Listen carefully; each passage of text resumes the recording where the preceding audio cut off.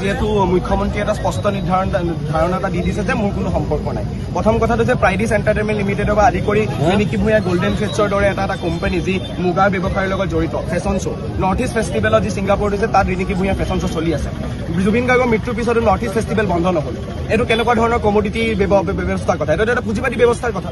Comrade Zubeen দাই যেতিয়া কৈছিল যে সাধাৰণভাৱে যেতিয়া তেওঁ কৈছিল যে মানুহৰ কথা চিন্তা কৰিব লাগে, যদি মৃত্যুৰ পিছত নৰ্থ ইষ্ট ফেষ্টিভেল তেওঁলোকে চলাই আছে, ৰিণিকি ভূঞা ফেশ্বন শ্ব' তাত চলি থাকিব পাৰে, তেন্তে মই বুকুত ডাঠ কৰি কম তেন্তে প্ৰাইডিছ এণ্টাৰটেইনমেণ্ট লিমিটেডৰ লগত চামকানু মহন্তৰ যি ট্ৰাষ্ট আছে, কালচাৰেল ট্ৰাষ্ট আছে, তাৰ তদন্ত হওক, সকলো তদন্ত হওক, তেওঁলোকৰ কলা বগা টকাৰ তদন্ত হওক, আচলতে কি তেওঁলোকৰ লগত সম্পৰ্ক আছে সেইসমূহ তদন্ত হওক। স্পষ্টভাৱে আমি কৈছো আমি এটা সাধাৰণ ছাত্ৰ ছাত্ৰী, কিন্তু আজি পৰহি যদি আমি সঁচা কথা কোৱাৰ বাবে কাইলৈ যদি জেললৈ লৈ যায় আমি যাবলৈ সাজু আছো। কিন্তু ৰিণিকি ভূঞাৰ যি গল্ডেন থ্ৰেডছ অফ ইণ্ডিয়া বা এই গল্ডেন থ্ৰেড যি মুগাৰ যি পুঁজিবাদী ব্যৱসায়, সেই ব্যৱসায়ৰ লগত চামকানু মহন্তৰ বহুত এটা দীঘলীয়া সম্পৰ্ক আছে। আৰু তেওঁলোকে যদি ফেশ্বন শ্ব' আজি নৰ্থ ইষ্ট ফেষ্টিভেলত ইমান দিনে কৰি আছে বা প্ৰতিটো ফেষ্টিভেলে ৰিণিকি ভূঞাক আমি দেখিবলৈ পাওঁ, তেনে কি যুক্তিত হিমন্ত বিশ্ব শৰ্মাই ক'ব পাৰে যে তাত তেওঁলোকৰ কোনো সম্পৰ্কতা নাই?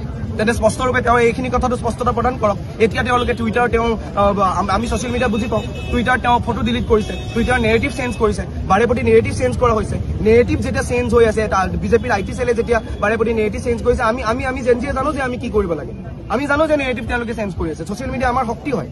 এটা যেতিয়া টুইটাৰ ষ্টৰ্ম আমি আহিছো, তেতিয়া কথাটো হৈছে যে নেৰেটিভ বাৰে প্ৰতি আপোনালোকৰ চেঞ্জ কৰিছে, আমাক ছাৰ্ভিলেঞ্চ দিছে, আমাক জেললৈ নিব, কিন্তু কথাটো হৈছে আপোনালোকৰ দুখ আছে কাৰণে আমাক বাৰে প্ৰতি ক্ষিপ্ৰতাৰে আপোনালোকে কামখিনি কৰিব বিচাৰিছে। মূল কথাটো হৈছে যে তদন্ত হওক, তদন্ত কেৱল চামকানু মহন্ত বা এই মহন্তৰ দৰে এই সিদ্ধাৰ্থ শৰ্মাৰ দৰে বনিয়াসকলে নহয়, এই চামকানু মহন্তৰ লগত জড়িত সেই তামাম সেই নেক্সাছটোৰ হওক, তামাম সেই চৰকাৰী নেক্সাছটো হওক, যে চৰকাৰী নেক্সাছটোৱে অসমৰ ফিল্ম ইণ্ডাষ্ট্ৰী বা অসমৰ জুবিন গাৰ্গৰ দৰে এটা হত্যাক খুলি খাই এটা দশক দুটা দশকে তেওঁলোকক ধ্বংস কৰি পেলালে।